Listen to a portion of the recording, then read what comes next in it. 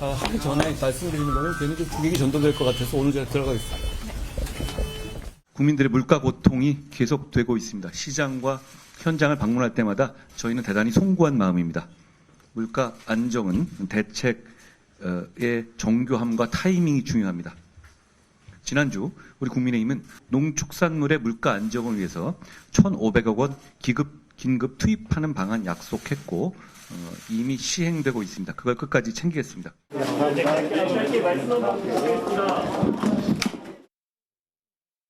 자, 오늘 한동훈 국민의힘 비대위원장의 모습이었는데요. 물가 관련해서는 굉장히 뭔가를 각오를 다집니다. 그러나 뭔가 기자들로부터 질문을 받는데 답변이 불편한 모습이 오늘 분명 나타났습니다.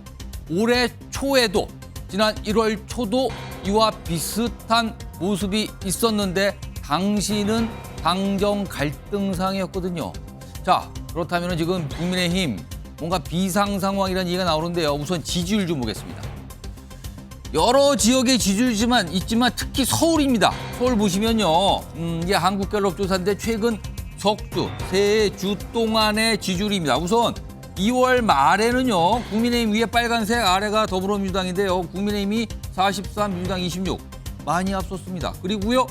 3월 첫째 주도 비슷한 상황인데요. 가장 최근에 나온 2월 둘째 주, 지난주 금요일에 나왔던 내용인데요. 국민의힘이 30, 그리고 민주당이 30입니다. 물론 오차 범위 안에 있습니다만 숫자가 위아래가 뒤집혔죠. 순위가요.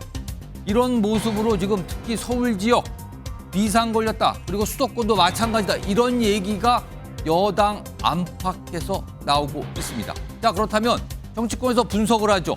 도대체 왜 이런 지지율 하락 현상이 나타났는가? 지금 정치권에서 꼽고 있는 두 가지 이슈가 있습니다.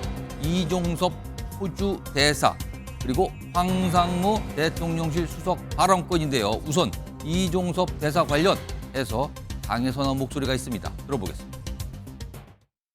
이종섭 대사 관련한 문제 관련해서는 공수처는 즉각 소환을 통보해야 하고 이종섭 대사는 즉각 귀국해야 한다고 생각합니다. 총선을 앞두고 정쟁을 해서 국민들께 피로감을 드릴 만한 문제가 아니라고 생각합니다.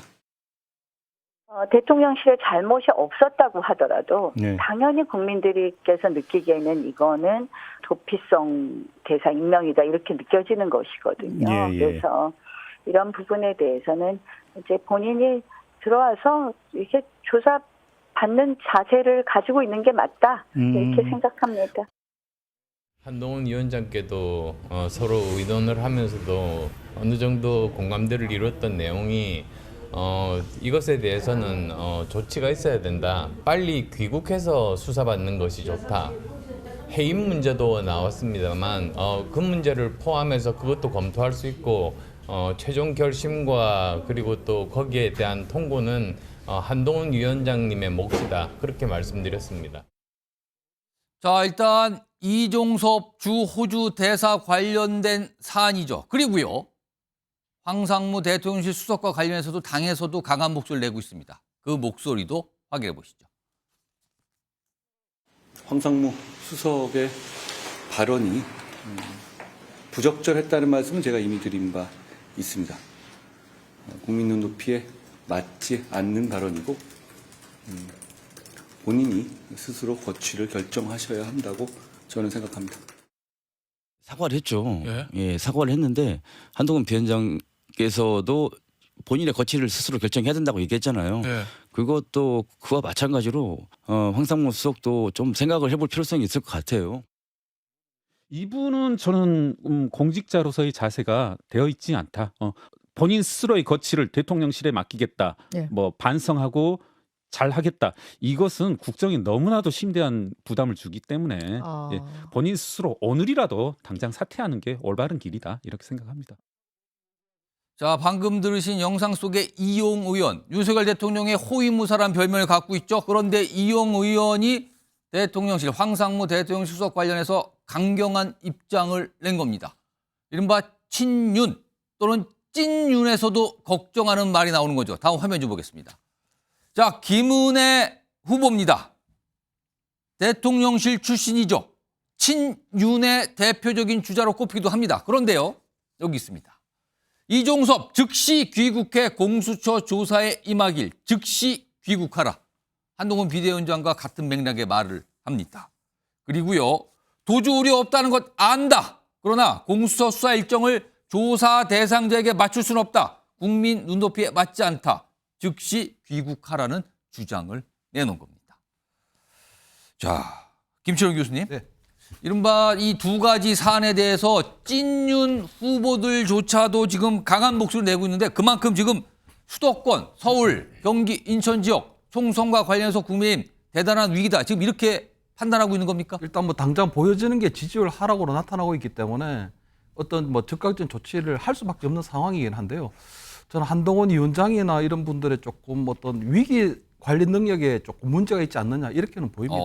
왜냐하면 앞으로 이제 한 20여일간의 총선을 치르게 되면 다양한 위기 상황을 만나게 되거든요.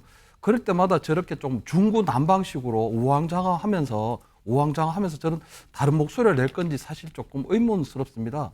왜냐하면 한동훈 위원장이 지금 뭐 선대위원장으로서 본인이 딱 중심을 잡고 이럴 때 딱 균형을 잡아야 되는 상황이거든요. 근데 오늘 보면 저렇게 이제 공개적으로 어떤 문제 제기 방식이 과연 좀 적절한가 하는 판단을 할 수밖에 없는 게, 왜냐하면 저런 식으로 하게 되면 지금 어떤 공수처에 대한 소환조사 이렇게 얘기를 했는데 공수처가 그냥 빨리 소환조사하라고 해서 소환조사하고 그다음에 해외에 나가 있는 대통령이 임명한 기관장이 들어오라고 해서 들어오는 그런 부분들이 아니거든요.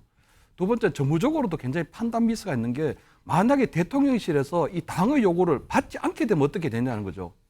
받아버리면 대통령의 어떤 임명권이나 여러 가지 부분들이 지금 아주 심각한 타격을 받게 되고, 받지 않게 되면 이게 어마어마한 악재로 번하게 될 텐데, 예. 그럼 도대체 이 당에서 어떤 대통령실하고 어떤 적절한 판단을 하고 이 상황을 제기하는지 좀 이해를 할 수가 없거든요. 그래서 저는 지금 이 상황들이 굉장히 조금 어려운 상황이다. 특히 2016년도에 보면 박근혜 정부 때도 그때 20대 총선이 그때 정부 심판론이었습니다.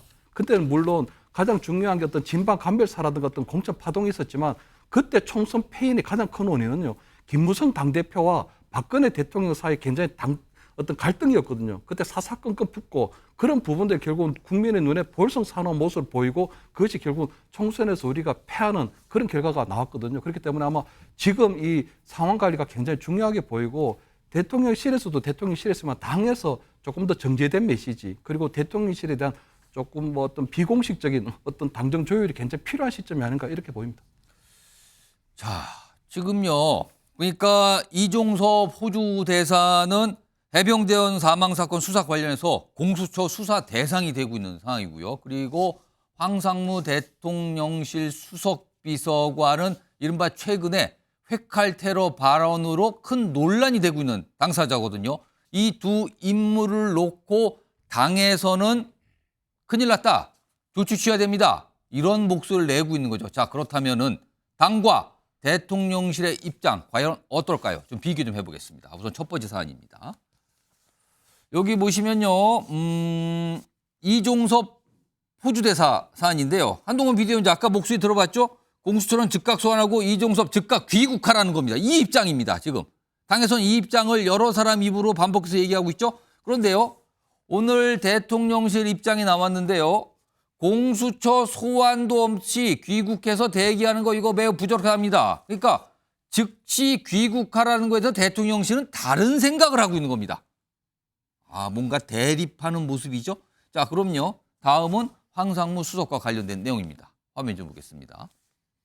자, 여기 한동훈 비대위원장 본인 스스로 거취 결정하라. 그런데요, 대통령실이요, 오늘 자진 사퇴론 보도가 있었거든요. 근데 그와 관련해서 황상무 자진 사퇴론 보도 이거 사실과 다르다, 뭔가 선을 그은 겁니다. 사퇴에 대해서 이렇게 대립하는 모습이 나타나고 있습니다.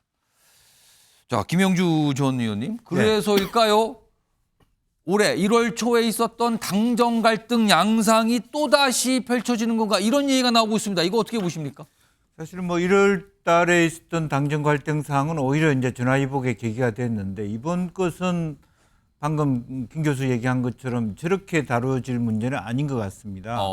결과적으로는 매우 예민하고, 결과적으로 프레임 자체를 그동안에 어렵사리 민주당과의 대립을 한동훈 위원장과 어떤 이재명 대표와의 어떤 싸움으로 이렇게 전환해 왔는데, 다시 이 사태로 인해서 윤석열 정권 심판론이 다시 불을 붙기 시작했거든요. 이제 그렇다면 실제로 면밀하게 지금 이 사건에서 어떤 정무수석이 좀 드러나서 당정 갈등을 좀 조율시키고 또 실제적으로 보면 한동훈 비대위원장도 이렇게 밖에서 마이크를 기자한테 답하듯이 저렇게 던질 때가 아니에요.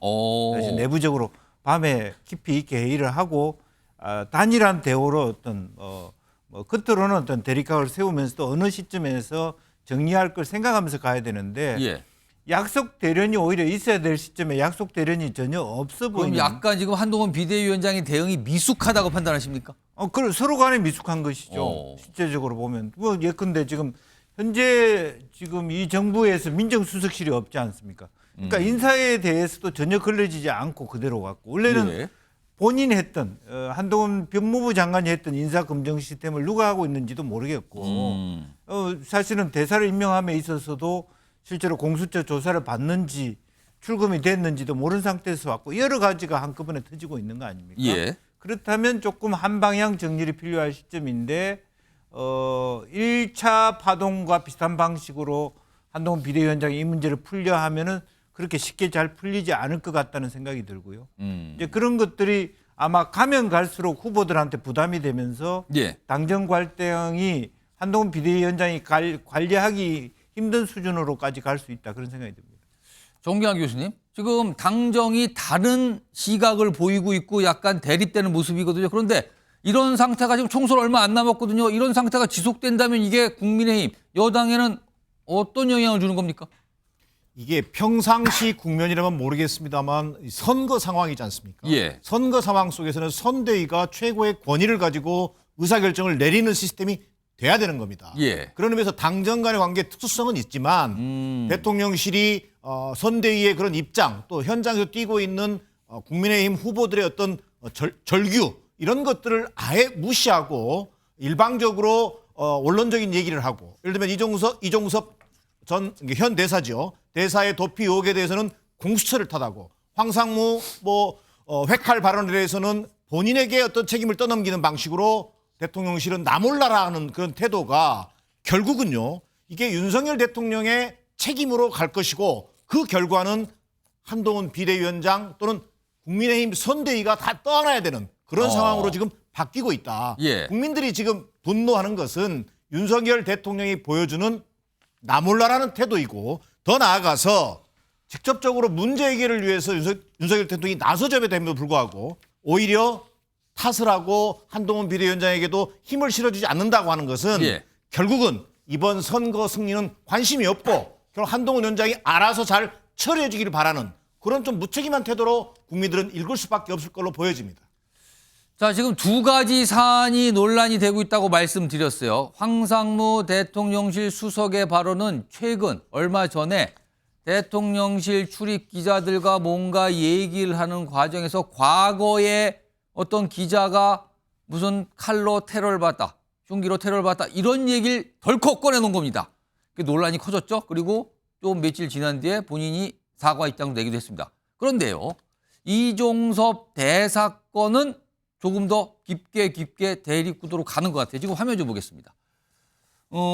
대통령실이 뭔가 입장을 냈는데 그거에 대해서 공수처가 이것도 좀 이례적이기도 해요. 반박을 합니다.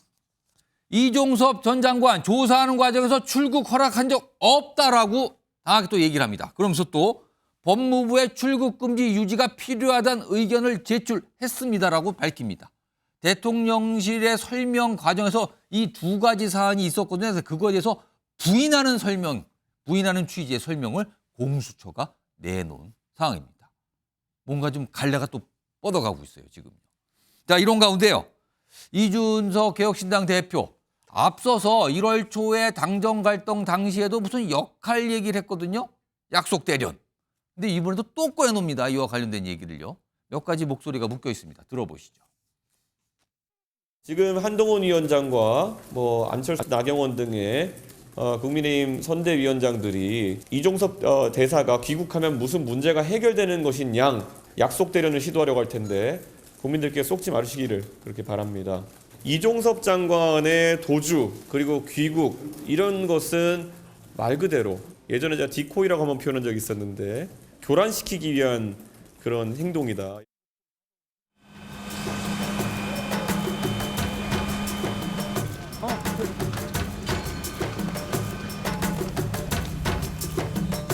저는 대통령님에 대해서 깊은 존중과 신뢰의 마음을 가지고 있고요. 그게 변함이 전혀 없습니다. 대통령님과 여당 대표가 오찬하는 것은 이상한 일은 아니죠.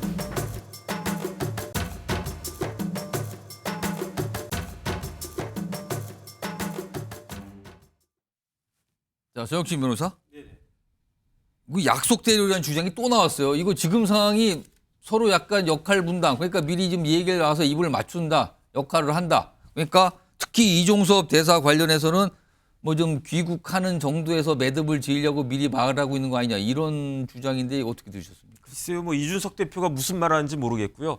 저게 약속 대련으로 보입니까? 제가 봤을 때는 김영주 의원님 말씀대로 엇박자잖아요. 어떻게 지금 같은 상황에서 총선이 이제 20 며칠밖에 안 남지 않았습니까? 예. 뭐 23일인가 그렇다라고 했는데 한 달도 안 남겨놓은 상황에서 어떻게 저렇게 당정 간에 엇박자가 있을 수 있는지 참 답답하다. 오히려 그게 더 맞는 답이고요. 예. 저게 무슨 약속 대련인지 전 모르겠고 평상시라고 한다면 공수처가 소환하면 귀국해야 된다라고 하는 대통령실의 말이 맞아요.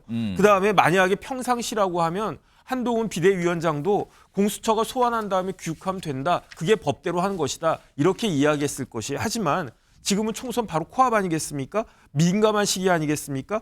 그런데 제가 봤을 때는 이종섭 대사가 뭐 지금 귀국해가지고 한 달 보름 정도 그냥 국내에 머물면 좋을 것 같아요. 왜냐하면은 지금 그런 상황에서 공수처가 제대로 수사를 할 수 있을 것인가 저는 굉장히 의심이거든요. 공수처가 출국 금지한 게 1월 달이거든요. 예. 그런데 우리나라 출입국 관리법에 따르면은 출입 금지 기간은 한 달로 규정되어 있어요. 그다음에 맥시멈 3개월이라고요. 그러니까 1월에 출국 금지하고 2월 달에 한 번 연장해 달라고 하고 그다음에 한 번 더 연장하면 이제 끝이거든요. 그런데 그 출국 금지는 언제 하느냐? 수사가 임박했을 때 해야 되는 건데 그 출국 금지를 법무부에 신청해 놓고 그다음 공수처 이야기도 맞지가 않아요. 출국 금지를 하는 거는 공수처가 하는 게 아니고요. 법무부 장관이 하는 거거든요. 예. 공수처장이 법무부 장관한테 요청하면은 법무부 장관이 보고 그럴듯하다 그러면 출국 금지를 예. 해주는 거거든요. 그런데 공수처가 1월 달에 출국 금지해놓고 1월 달에 소환조사 했습니까? 2월 달에 소환조사 했습니까? 이종섭 장관이 언제 그 호주에서 임명됐냐면은 3월 4일에 임명됐는데 거의 뭐 한 달, 2달 가까운 기간 동안에 공수처는 출국 금지만 해놓고 아무런 조치도 취하지 않았을 거예요. 아마 그냥 가만히 있었으면 출국 금지 기간 3개월이 다 지나도록 공수처는 아무것도 못했을 것 같다. 왜 그러냐면 제가 지난번에도 말씀드렸듯이 지금 공수처 처장 없어요. 차장도 없습니다. 예. 심지어 제1부장도 없어가지고 공수처에 부장 몇 명 되지도 않는데 예. 제2부장이 공수처장 직무대행 역할을 하고 있단 말이에요. 그런 상황에서 무슨 공수처가 수사를 갖다가 합니까? 그러니까 제 생각에는 좀 이제 호주에 대해서는 우리나라가 이제 좀 체면이 구겨지긴 하겠지만 예. 그냥 이종섭 대사 빨리 귀국해가지고 4월 총선 끝날 때까지 우리나라에서 대기하고 있으면 그 사이에 공수처가 수사할 수 있는 역량이 돼서 수사를 하면 참 다행이고 예. 제가 봤을 때는 수사도 못하고 그냥 시간만 보내지 않을까? 그렇게 되면은 오히려 그 이종섭 대사가 호주로 출국한 게 뭐가 잘못된 것이었느냐. 오히려 그런 반전이 있을 수 있는 것이 아닌가. 그것까지 생각했다라고 하면 이준석 대표가 디코이라고 한 것이 맞을 수는 있겠지만 처음부터 예상은 못했을 것이다. 전 그런 생각이 듭니다. 김영주 전 의원님. 네. 지금 이게 제2의 당정 갈등처럼 비춰지고 있거든요. 이거 결국에는 어떻게 해결될 거라고 전망하십니까? 글쎄요, 지금 이제 그동안에 쭉 그 윤석열 대통령 또 후보 시절부터 보면 예. 굉장히 판단이 신중하고 늦습니다.